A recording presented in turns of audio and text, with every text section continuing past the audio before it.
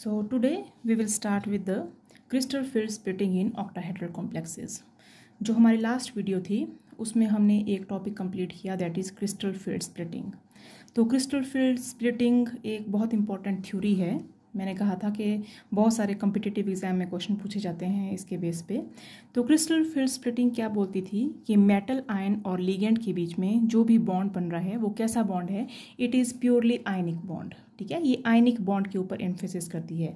Valence bond theory said that it was a covalent bond, लेकिन crystal field theory क्या बोलती है कि कैसा बॉन्ड है, it is purely ionic bond. ठीक है, और क्या बोलती है ये थ्योरी कि जो मेटल और लिगेंड है these are considered as point charges. ये बिल्कुल पॉइंट चार्जेस है। मेटल के ऊपर पॉजिटिव चार्ज होगा। लिगेंड दो टाइप के हो सकते हैं, either it can be negatively charge ligand या वो कैसा हो सकता है, न्यूट्रल लिगेंड। तो जो भी उनके बीच में इंटरेक्शन होगी या तो वो आयन आयन इंटरेक्शन होगी या वो आयन डाइपोल इंटरेक्शन होगी। ठीक है, ये सारे पॉइंट्स हमने लास्ट वीडियो में देखे थे। तो क्रिस्टल फील्ड स्प्लिटिंग जनरली क्या कराता है, ये कंसीडर करता है कि जो लिगेंड का इलेक्ट्रिक फील्ड होता है उस इलेक्ट्रिक फील्ड के इन्फ्लुएंस में मेटल के डी ऑर्बिटल की क्या हो जाती है, स्प्लिटिंग हो जाती है। तो क्या हो जाएगा, लिगेंड के इलेक्ट्रिक फील्ड के इन्फ्लुएंस में मेटल के डी ऑर्बिटल स्प्लिट हो जाएंगे। और ये जो स्प्लिटिंग है, this splitting is called as crystal field splitting. Is it clear? इसी को बोलेंगे क्रिस्टल फील्ड स्प्लिटिंग। अब अगर ये crystal field splitting tetrahedral complexes में हो रही है तो हम टेट्राहेड्रल के बारे में पढ़ेंगे।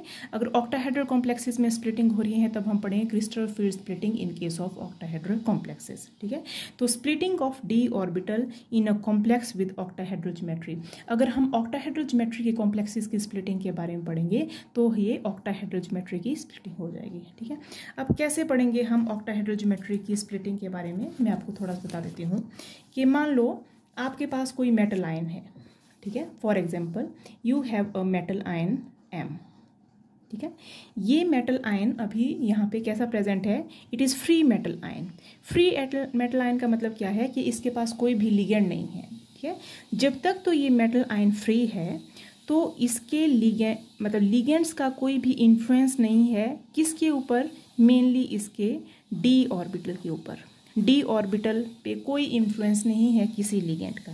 तो जब तक तो डी ऑर्बिटल पे किसी भी लिगेंड का कोई इन्फ्लुएंस नहीं होगा तो उन डी ऑर्बिटल की एनर्जी क्या होगी, सेम। ठीक है, अगर मान लो मैं ये एक्सिस ड्रॉ कर रही हूँ, ये मान लो कौन सा एक्सिस है, एनर्जी एक्सिस है। ये इंक्रीजिंग ऑर्डर ऑफ एनर्जी मैं यहाँ पे शो कर रही हूँ। तो मान लो ये एनर्जी यहाँ पे इंक्रीज हो रही है। जैसे एनर्जी इंक्रीज हो रही है मुझे क्या लग रहा है यहाँ पे कि ये जो डी ऑर्बिटल है इनकी एनर्जी क्या है, सेम। जनरली हम डी ऑर्बिटल को ऐसे शो करते हैं। इसका मतलब क्या है कि इस पॉइंट पे सभी डी ऑर्बिटल की एनर्जी क्या है, सेम है। ठीक है, ये कब है, जब मेटल आयन कैसा है, it is free metal ion. कैसा मेटल आयन है, ये है फ्री मेटल आयन। ठीक है, तो मान लो आपके पास है D3 कॉन्फ़िगरेशन। तो D3 कॉन्फ़िगरेशन में आपके पास कितने इलेक्ट्रॉन आ जाएंगे, यहाँ पे 3 इलेक्ट्रॉन। ठीक है, तो it was all about free metal ion. और इन फ्री मेटल आयन को क्या बोलेंगे, इन डी ऑर्बिटल को क्या बोलेंगे, जिनकी एनर्जी सेम है, these are called as degenerate set of orbitals. These are called as degenerate set of orbitals, means the orbitals which are having the same energy. अब हमें ऑक्टाहेड्रल कॉम्प्लेक्स के बारे में पढ़ना है।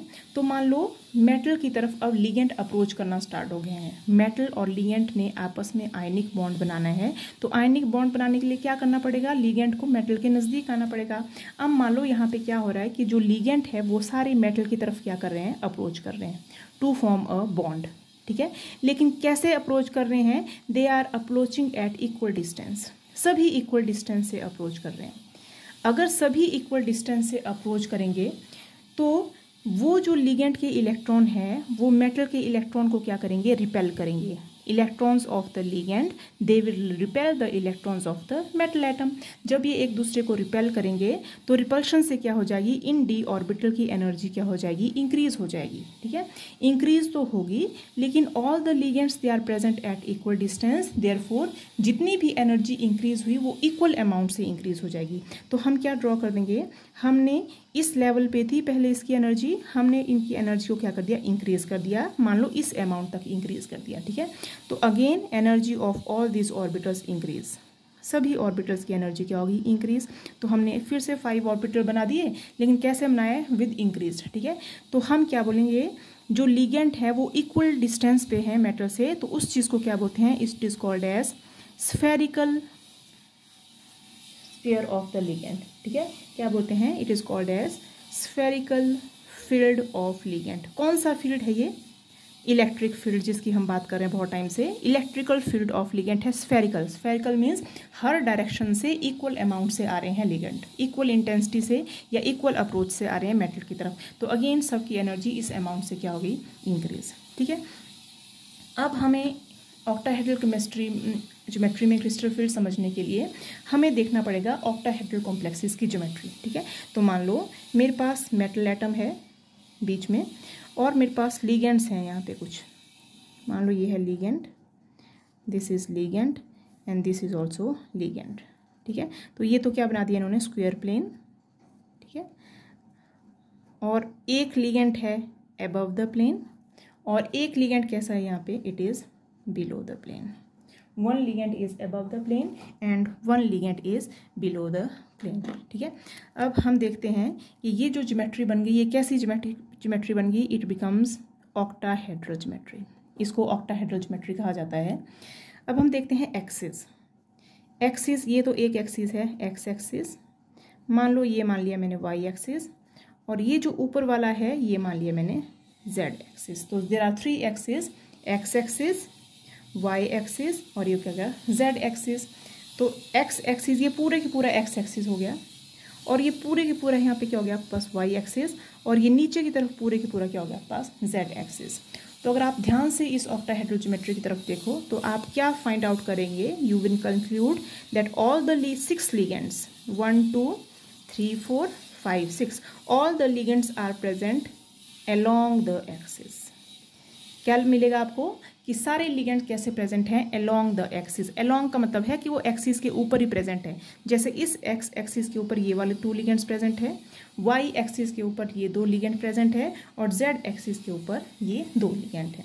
ठीक है, तो all the ligands they are present along the axis. ठीक है, अब लिगेंड को छोड़ के हम मेटल के पास आ जाते हैं। ठीक है, मेटल है, मेटल के पास आपके पास कुछ ऑर्बिटल हैं। कौन कौन से ऑर्बिटल हैं, 2 ऐसे ऑर्बिटल हैं which are along the axis. Metal के 5 टोटल ऑर्बिटल्स हैं, जो हम ये 5 ड्रॉ करते जा रहे हैं, ये 5 ऑर्बिटल हैं।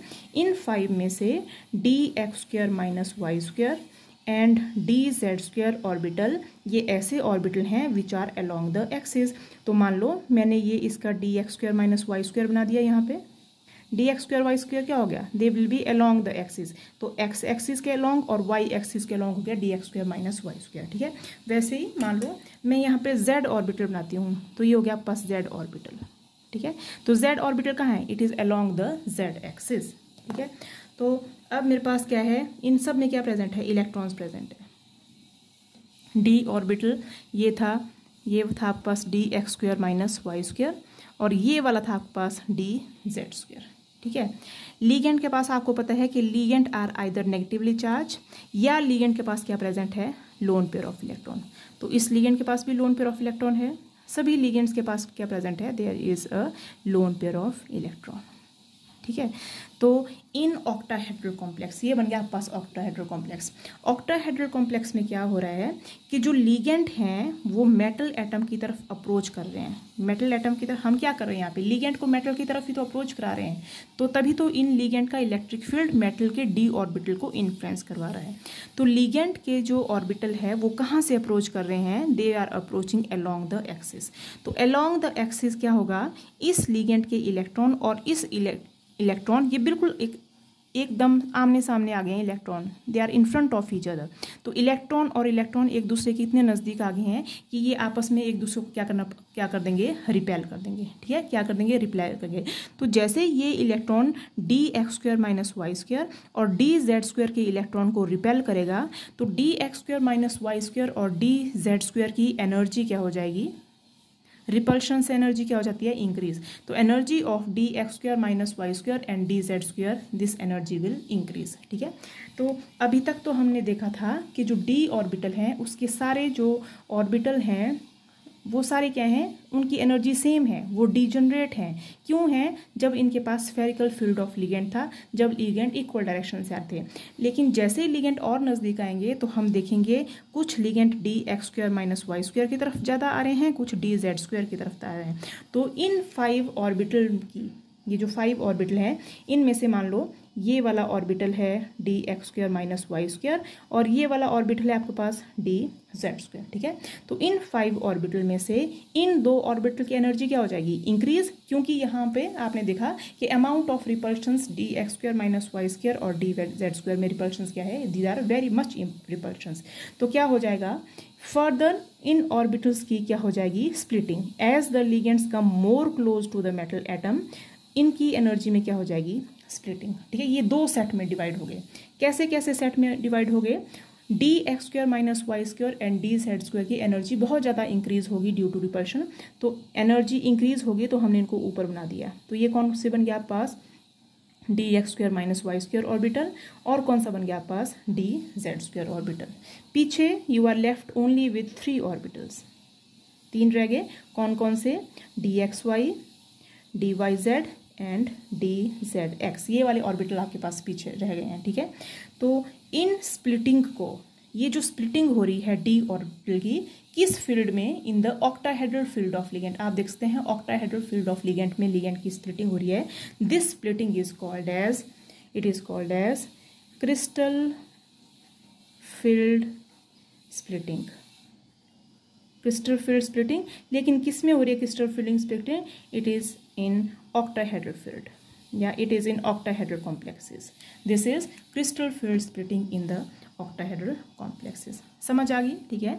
तो यही बहुत इंपॉर्टेंट क्वेश्चन बनता है, एग्जाम में बहुत बार पूछा जाता है कि explain what is crystal field splitting and explain the crystal field splitting in case of octahedral complexes, ठीक है।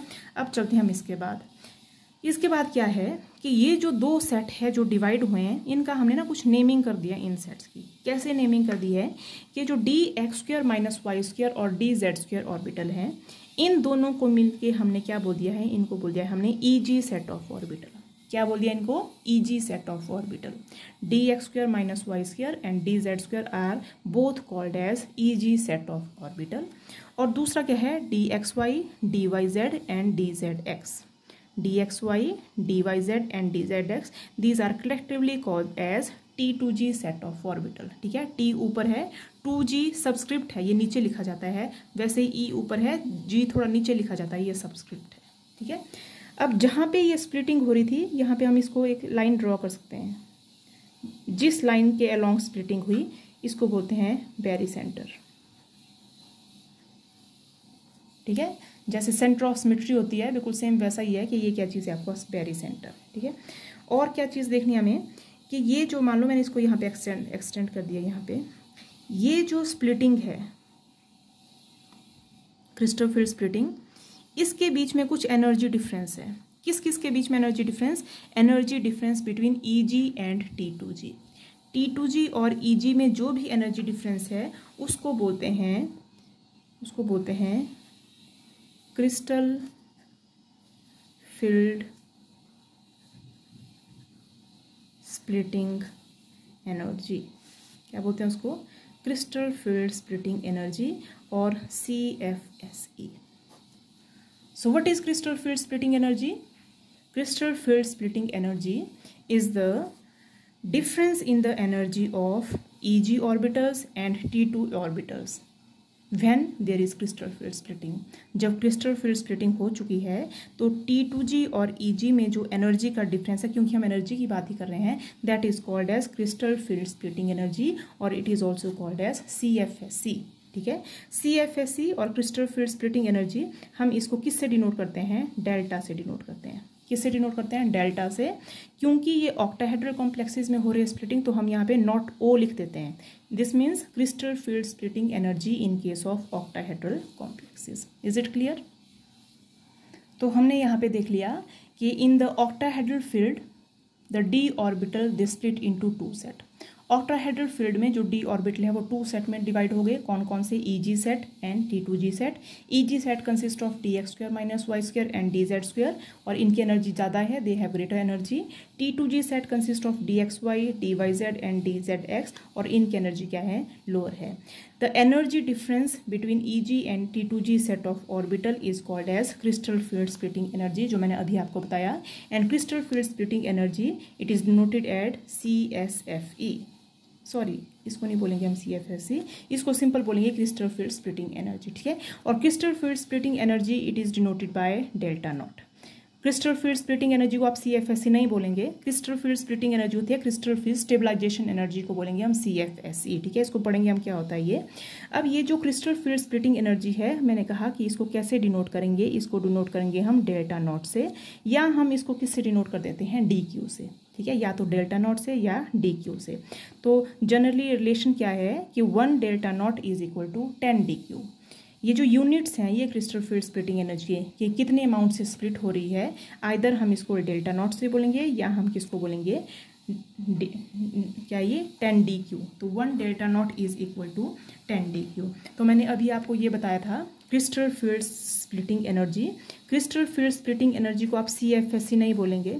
कई बार कन्फ्यूजन हो जाता है कि इसको CFSE बोलते हैं, but it is not called as CFSE। हम इसको सिर्फ डेल्टा नॉट से डिस्क्लोज करेंगे। अब एक और टर्म है जो मैं अभी बता रही हूँ आपको, CFSE। यहाँ पे S does not stand for splitting, S stands for stabilization. तो it is crystal field stabilization energy. ध्यान रखना है कि CFSE क्या चीज़ है? It is crystal field stabilization energy. And ये बहुत बार पूछा जाता है कि what is crystal field stabilization energy and calculate the value of crystal field stabilization energy. तो क्रिस्टल फील्ड स्टेबलाइजेशन एनर्जी क्या है कि जब आपके पास जैसे ये 2 सेट में डिवाइड हो रहे हैं कोई भी ऑर्बिटल, ठीक है। जैसे मान लो ये ऊपर आ गया EG सेट और नीचे क्या गया आपके पास T, E हमने यहाँ पे कैपिटल लिखना है। ये मान लो EG सेट है और ये कौन सा सेट है? T2G set. तो जो भी ये आया एनर्जी डिफरेंस उसको तो क्या बोलेंगे? Delta not. लेकिन जब मेरे पास मान लो 5D ऑर्बिटल एक साथ थे, 5D ऑर्बिटल एक साथ थे, जैसे ही लिगेंड से इनको अप्रोच किया, लिगेंड के इलेक्ट्रॉन के बीच में और इनके इलेक्ट्रॉन के बीच में आपस में क्या होगी? रिपल्शन, ठीक है। तो रिपल्शन होगी मतलब ये कॉम्प्लेक्स क्या बन गया? अनस्टेबल बन गया। स्टेबलाइजेशन लेने के लिए ही इसकी क्या हो जाती है? स्प्लिटिंग। इनके रिपल्शन से कॉम्प्लेक्स क्या बन गया? अनस्टेबल।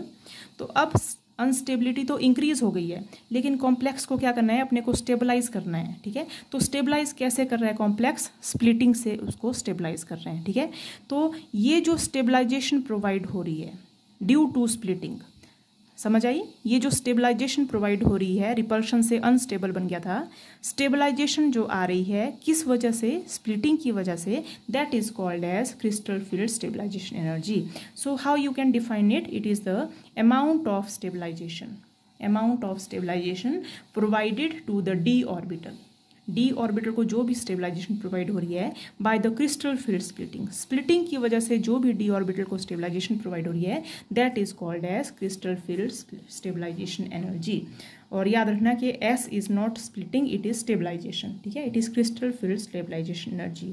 तो ये जो क्रिस्टल फील्ड स्टेबलाइजेशन है इसको हम कैलकुलेट करते हैं। वैसे वी हैव टू कैलकुलेट, जैसे मान लो D1 कॉन्फ़िगरेशन है, D2 कॉन्फ़िगरेशन है, D3 कॉन्फ़िगरेशन है। अलग अलग कॉन्फ़िगरेशन के लिए हम क्रिस्टल फील्ड स्टेबलाइजेशन एनर्जी को कैलकुलेट करते हैं। और बहुत बार पूछा जाता है, आपको पूछ दिया जाएगा calculate the value of crystal field stabilization energy for chromium 3 positive. जैसे मान लो आपको ये पूछ दिया है, तो क्रोमियम 3 पॉजिटिव में वैसे क्रोमियम क्या होता है? इट इज़ D5S1, ठीक है। तो क्रोमियम 3 पॉजिटिव क्या हो जाएगा? एक इलेक्ट्रॉन आपने S से निकाल दिया एंड 2 इलेक्ट्रॉन आपने यहाँ से निकाल दिया, तो क्रोमियम 3 पॉजिटिव कैसा सिस्टम बन गया? It becomes D3 system. तो D3 सिस्टम के लिए आपने क्या निकालनी है? Crystal field stabilization energy. तो नेक्स्ट वीडियो में हम देखेंगे how to calculate the value of crystal field stabilization energy, ठीक है। So this is all for today's lecture. Thank you.